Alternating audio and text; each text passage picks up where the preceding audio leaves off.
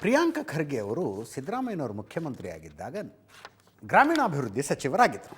ಆವಾಗಲೇ ಒಂದು ಪತ್ರ ಬರೆದಿದ್ರು, RSSನ ಚಟುವಟಿಕೆಗಳಿಗೆ ನಿರ್ಬಂಧ ಹಾಕಬೇಕು ಅಂತ. ನಿರ್ಬಂಧ ಹಾಕಬೇಕು ಅಂದ್ರೆ ಸುಮ್ಮನೆ ಹಾಕಿಬಿಡೋಕ್ಕಾಗತ್ತಾ? ಪ್ರಜಾಪ್ರಭುತ್ವದಿಂದ ನಡೀತಾ ಇರುವಂಥ ರಾಷ್ಟ್ರದಲ್ಲಿ ಯಾವುದೋ ಒಂದು ಸಂಘಟನೆ ನಮಗೆ ಇಷ್ಟ ಆಗ್ತಿಲ್ಲ, ನಿರ್ಬಂಧ ಹಾಕಿಬಿಡೋಣ ಅಂತಂದ್ರೆ ಹಾಕಿಬಿಡೋದಕ್ಕಾಗೋದಿಲ್ಲ ಹಾಗೆ. ಆದರೆ ಪತ್ರ ಬರೆದವರು AICC ಅಧ್ಯಕ್ಷರ ಮಗ, ನಿರ್ಲಕ್ಷ್ಯ ಮಾಡೋದಕ್ಕೂ ಆಗೋದಿಲ್ಲ. ಆವಾಗಿನಿಂದ ಒಂದು ಚರ್ಚೆ ನಡೀತಾ ಇತ್ತು, ಒಂದು ಸರ್ಕ್ಯುಲರ್ ಹೊರಡಿಸ್ತು ರಾಜ್ಯ ಸರ್ಕಾರ ಸಿದ್ದರಾಮಯ್ಯನವರು ಮುಖ್ಯಮಂತ್ರಿ ಆಗಿದ್ದಾಗ. ಅದರಲ್ಲೇನು RSS ಹೆಸರು ಹಿಂಗೆ ಇರಲಿಲ್ಲ. ಸರ್ಕ್ಯುಲರ್ ಹೊರಡಿಸ್ತು. ಆ ಚಿತ್ತಾಪುರದಲ್ಲಿ ಪಥಸಂಚಲನ ಮಾಡಬೇಕು ಅಂದಾಗ ಇವರು ಪರ್ಮಿಷನ್ ಕೊಡದೆ, ಅದೇ ಟೈಮಿಗೆ ದಲಿತ ಸಂಘಟನೆಗಳವರು ಇವರು ಬಂದು ನಾವು ಮಾಡ್ತೀವಿ ಅಂತ ಅರ್ಜಿ ಹಾಕಿ, ಆಮೇಲೆ ಅದು ಹೈಕೋರ್ಟ್ ತನಕ ಹೋಗಿ ಹೈಕೋರ್ಟು ಧಾರವಾಡ ಪೀಠ ಪರ್ಮಿಷನ್ ಕೊಡ್ತು. ಚಿತ್ತಾಪುರದಲ್ಲಿ ಅದ್ದೂರಿ ಪಥಸಂಚಲನವೂ ಆಯಿತು. ಆ ಸುತ್ತೋಲೆ ಹೋಲ್ಡ್ನಲ್ಲಿ ಇಟ್ಬಿಡ್ತು, ಸುತ್ತೋಲೆಯನ್ನು ತಡೆ ಹಿಡಿದುಬಿಡ್ತು ಹೈಕೋರ್ಟ್. ಈಗ ಸುತ್ತೋಲೆಗಳಾದರೆ ತಡೆ ಹಿಡಿಯೋದಕ್ಕಾಗತ್ತೆ, ಕಾನೂನೇ ಮಾಡಿಬಿಡೋಣ ಅಂತ ಹೊರಟಿದ್ದಾರೆ. ಬಟ್ ಕಾನೂನು ಮಾಡುವಾಗಲೂ ನೋಡಿ ಸಮಸ್ಯೆಗಳು ಹೆಂಗಿರ್ತವೆ. ರಾಷ್ಟ್ರೀಯ ಸ್ವಯಂ ಸೇವಕ ಸಂಘ ಅನ್ನೋದನ್ನು ತರೋದಕ್ಕಾಗೋದಿಲ್ಲ, ಅಲ್ಲಿ RSS ಅನ್ನೋದನ್ನು ತರೋದಕ್ಕಾಗೋದಿಲ್ಲ. ಉದ್ದೇಶ ಏನೇ ಇರಬಹುದು. ಈಗ ಸರ್ಕಾರಿ ಜಾಗಗಳು ಮತ್ತು ಸಾರ್ವಜನಿಕ ಜಾಗಗಳಲ್ಲಿ ಈಗ ಪ್ರೈವೇಟ್ ಸ್ಕೂಲಿನ ಗ್ರೌಂಡ್ನಲ್ಲಿ ನಡೆದ್ರೆ ಏನೂ ಮಾಡ್ಕೊಳ್ಳೋದಕ್ಕಾಗೋದಿಲ್ಲ. ಸ್ಕೂಲ್ನವ್ರು ಹೇಳ್ತಾರೆ ನಾವು ಕೊಡ್ತೀವಿ ರೀ, ನಿಮ್ಮದೇನು ಸಮಸ್ಯೆ ಅಂತಾರೆ. ಖಾಸಗಿ ಜಾಗಗಳಲ್ಲಿ ನಡೆದಾಗ ಏನೂ ಮಾಡ್ಕೊಳ್ಳೋದಕ್ಕಾಗೋದಿಲ್ಲ. ನೀವ್ಯಾರಪ್ಪ ನಮ್ಮ ಜಾಗದಲ್ಲಿ ನಾವು ಚಟುವಟಿಕೆಗಳನ್ನು ಮಾಡ್ತಾ ಇದ್ದೀವಿ RSSದು, ಅಲ್ಲೇನ್ರಿ ಇಲ್ಲೀಗಲ್ ನಡೀತಾ ಇದ್ದರೆ ಬನ್ನಿ ನೀವು ಅಂತಾರೆ. ಬಟ್ ಸರ್ಕಾರಿ ಜಾಗದಲ್ಲೂ ನಡೆದುಬಿಟ್ರೆ, ಈಗ ಸರ್ಕಾರಿ ಸ್ಕೂಲಿನ ಗ್ರೌಂಡು, ಸಾರ್ವಜನಿಕ ಆಟದ ಮೈದಾನ, ಪಾರ್ಕ್ಗಳಲ್ಲೆಲ್ಲ ನಡೆದುಬಿಟ್ರೆ ಅದನ್ನಾದರೂ ನಿಲ್ಲಿಸಬಹುದಾ ಅನ್ನೋದೊಂದು ಪ್ರಯತ್ನ ಶುರುವಾಗಿದೆ. ಅಲ್ಲೇನು ಚಟುವಟಿಕೆಗಳನ್ನು ಮಾಡುವುದಿದ್ದರೆ ಮೊದಲೇ ಸೂಕ್ತ ಅನುಮತಿ ತಗೊಂಡಿರ್ಬೇಕು ಅಂತ ಹೇಳ್ತಾರೆ. ಪ್ರೀ ಪರ್ಮಿಷನ್ ಆಗಿರ್ಬೇಕು, ಮೊದಲೇ ಅನುಮತಿ ತಗೊಂಡಿರ್ಬೇಕು.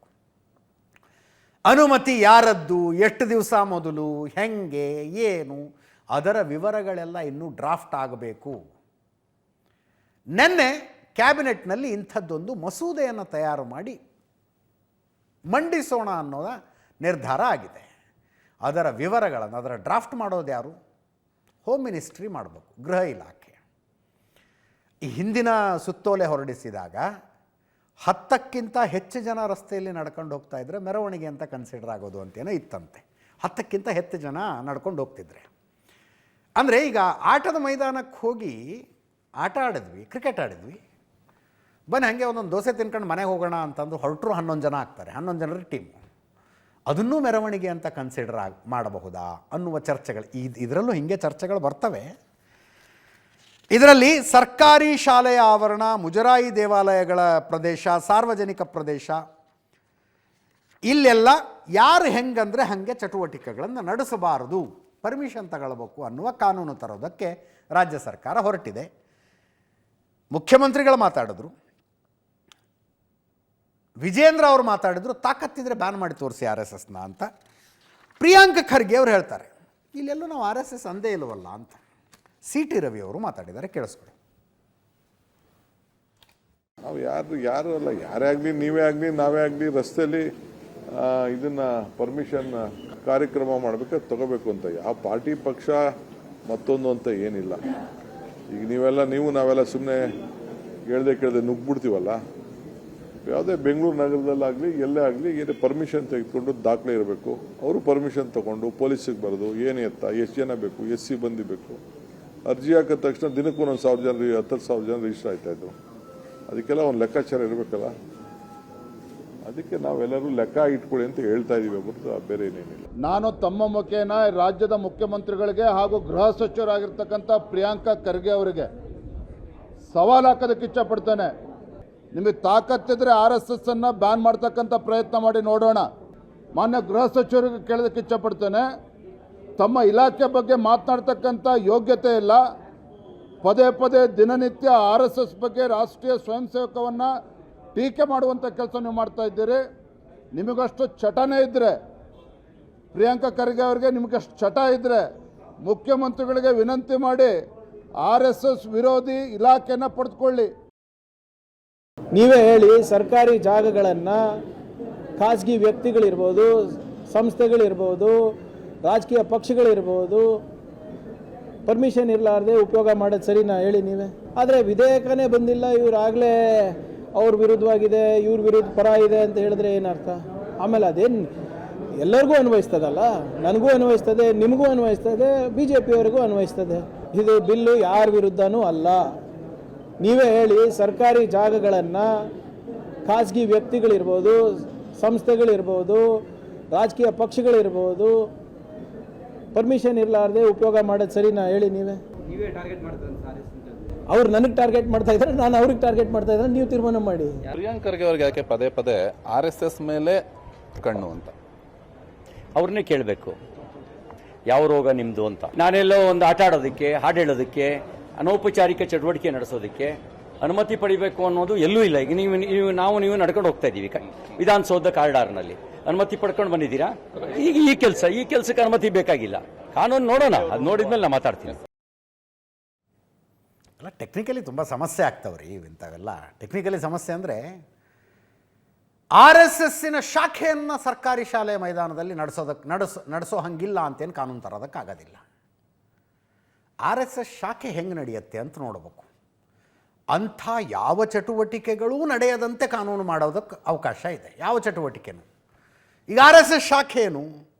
ಒಂದಷ್ಟು ಹುಡುಗರು ಬರ್ತಾರೆ, ಒಂದು ಮಂಡಲ ಹಾಕ್ತಾರೆ, ಅಲ್ಲೊಂದು ಧ್ವಜ ಇಡ್ತಾರೆ, ಭಗವದ್ ಧ್ವಜ, ಅಲ್ಲೊಂದು ಪ್ರಾರ್ಥನೆ ಮಾಡ್ತಾರೆ, ಆಟ ಆಡ್ತಾರೆ. ಇದು ಶಾಖೆ. ಇದನ್ನು ಬ್ಯಾನ್ ಮಾಡಬೇಕು ಅಂತಂದರೆ ಇದರ ಯಾವ ಅಂಶವನ್ನು ಮಾಡೋ ಹಂಗಿಲ್ಲ ಅಂತ ಕಾನೂನಲ್ಲಿ ಸೇರಿಸ್ತೀರಿ? ಒಂದು ಕಡೆ ಹುಡುಗರು ಬಂದು ಸೇರುವುದನ್ನಂತೂ ಬ್ಯಾನ್ ಮಾಡೋದಕ್ಕಾಗೋದಿಲ್ಲ. ರೈಟ್ ಟು ಅಸೆಂಬ್ಲಿ ಅಂತ ನಮ್ಮ ಸಂವಿಧಾನ ಕೊಡುತ್ತೆ. ಮಂಡಲ ಹಾಕುವುದನ್ನು ಬ್ಯಾನ್ ಮಾಡ್ತೀರಾ?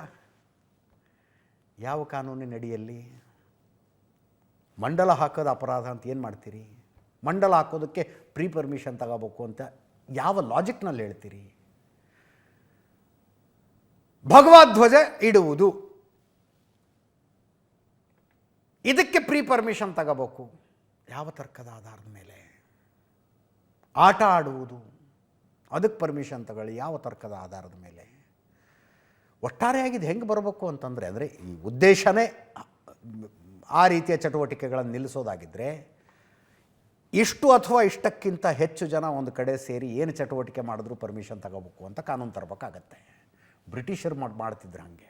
ಬ್ರಿಟಿಷರು ಒಳಗೊಂದು ಪುಕ ಯಾವಾಗಲೂ ಎಲ್ಲರೂ 4 ಜನ ಸೇರಿದ್ದಾರೆ ಅಂದರೆ ಇವರು ನಮ್ಮ ವಿರುದ್ಧ ಸ್ವಾತಂತ್ರ್ಯ ಹೋರಾಟಕ್ಕೆ ಸೇರಿಬಿಟ್ಟಿದ್ದಾರೆ ಅಂತ.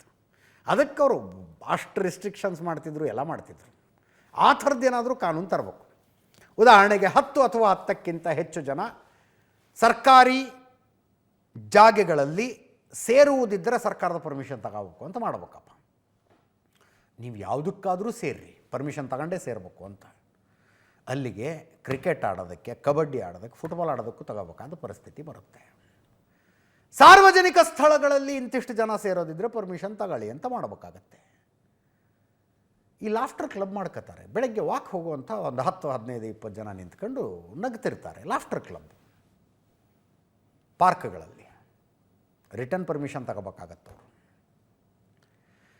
ಭಾನುವಾರ ಲಾಲ್ಬಾಗಿಗೆ, ಕಬ್ಬನ್ ಪಾರ್ಕಿಗೆ ಹೋದರೆ ಎಷ್ಟು ಚಂದ ಚಟುವಟಿಕೆಗಳು ನಡೀತಾ ಇರ್ತವೆ. ಉದಾಹರಣೆಗೆ ಮೊನ್ನೆ ಎಲ್ಲೋ ನಾನು ಇನ್ಸ್ಟಾಗ್ರಾಮ್ನಲ್ಲಿ ನೋಡ್ತಾ ಇದ್ದೆ. ಬೇಂದ್ರೆ ಕಾವ್ಯದ ಬಗ್ಗೆ ಆಸಕ್ತಿ ಇಟ್ಕೊಂಡಂಥವ್ರು ಯಾರ್ಯಾರಿದ್ದೀರಿ ಬನ್ನಿ ಕಬ್ಬನ್ ಪಾರ್ಕ್ನಲ್ಲಿ ಒಂದು ಕಡೆ ಸೇರೋಣ ಅಂತ. ಅಲ್ಲಿ ಬೇಂದ್ರೆ ಅವರ ಹಾಡು ಹಾಡಿದ್ರು, ಇನ್ಯಾರೋ ಬೇಂದ್ರೆ ಅಜ್ಜನ ಮಿಮಿಕ್ರಿ ಮಾಡಿದ್ರು. ಒಂದು 25-30 ಜನ ಸೇರಿದ್ರಲ್ಲಿ. ಏನು ಅಲ್ಲೇನು ಬೋರ್ಡ್ ಇಲ್ಲ, ಇನ್ನೊಂದಿಲ್ಲ, ಮತ್ತದಿಲ್ಲ. ಕಬ್ಬನ್ ಪಾರ್ಕ್ನಲ್ಲಿ ಚಂದ ನೆರಳು ಬೀಳು ಅಲ್ಲಿ ಮರದ ಕೆಳಗೆ ಕೂತ್ಕೊಂಡಿದ್ರಪ್ಪ. ಹಾಡು ಹಾಡಿದ್ರು, ಅಲ್ಲೇನ ಪಾನಿಪುರಿಯನ್ನು ತರಿಸ್ಕೊಂಡ್ರು, ಬೇಲ್ಪುರಿ ತರಿಸ್ಕೊಂಡ್ರು, ತಿಂದರು, ಹೋದರು. ಈ ಕಾನೂನು ಬಂದ ನಂತರ ಪರ್ಮಿಷನ್ ತಗೋಬೇಕಾಗತ್ತವರು. ಮೊದಲೇ ರೈಟಿಂಗಲ್ಲಿ ಕೊಟ್ಟು ಪರ್ಮಿಷನ್ ತಗೋಬೇಕಾಗತ್ತೆ. ಹೆಂಗೆ ಅಸೆಂಬಲ್ ಆದ್ರಿ ನೀವು?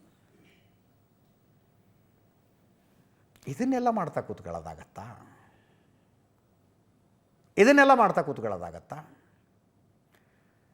ಈ ಹಿಂದೆ ಪ್ರಿಯಾಂಕ ಖರ್ಗೆ ಅವರ ಮನವಿಯ ಮೇರೆಗೆ ಹೊರಡಿಸಲಾದ ಸುತ್ತೋಲೆಯಲ್ಲಿ ಪಥ ಸಂಚಲನ ಅನ್ನೋದೊಂದಿತ್ತು. ಪಥಸಂಚಲನಕ್ಕೆ ಪರ್ಮಿಷನ್ ತಗೋಬೇಕು. ಪಥಸಂಚಲನ ಅನ್ನೋದರ ಡೆಫಿನಿಷನ್ ಏನು? How do you define it? ಒಂದು ಜನರ ಗುಂಪು, ಇಂತಿಷ್ಟು ಜನರ ಗುಂಪು ರಸ್ತೆಯಲ್ಲಿ ನಡ್ಕೊಂಡು ಹೋಗೋದನ್ನು ಪಥಸಂಚಲನ ಅಂತ ಅನ್ನೋದಕ್ಕಾಗತ್ತೆ? ಹಂಗೆ ಡಿಫೈನ್ ಮಾಡ್ಬೋದಾ? ಜಾತ್ರೆಗಳು ಬರ್ತಾವ್ರಿ, ತೇರು ಎಳ್ಕೊಂಡು ಹೋಗ್ತಾರಪ್ಪ, ಅದನ್ನೇನಂತೀರಿ ಅವಾಗ? ನಮ್ಮೂರಲ್ಲಿ ವರ್ಷಕ್ಕೊಮ್ಮೆ ಯುಗಾದಿಲಿ ಕಾಳಮ್ಮನ ಜಾತ್ರೆ ಆಗುತ್ತೆ. ರಿಟರ್ನ್ ಪರ್ಮಿಷನ್ ಇಲ್ಲದೆ ರಸ್ತೆಯಲ್ಲಿ ಹೆಂಗೆ ತೇರು ಎಳ್ಕೊಂಡು ಹೋದ್ರಿ ಅಂತ ಕೇಳಿದ್ರೆ ಬೆನ್ನತ್ಕೊಂಬರೋದಿಲ್ವಾ ಜನ? ಇಷ್ಟು ವರ್ಷ ಇಲ್ದಿದ್ದು ಎಲ್ಲಿಂದ ತರ್ತಾ ಇದ್ದೀರಿ ನೀವು ಅಂತ. ಹಾಗೆ ಅಷ್ಟು ಈಸಿ ಇಲ್ಲ. ಹೆಂಗೆ ಡಿಫೈನ್ ಮಾಡ್ತೀರಿ, ಏನು ಮಾಡ್ತೀರಿ?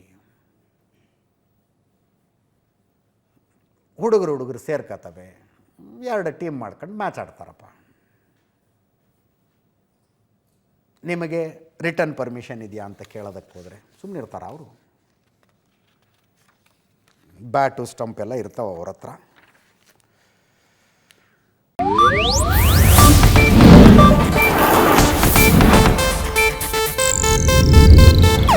ಇದು ಏಷ್ಯಾನೆಟ್ ನ್ಯೂಸ್ ನೆಟ್ವರ್ಕ್ ಪ್ರಸ್ತುತಿ.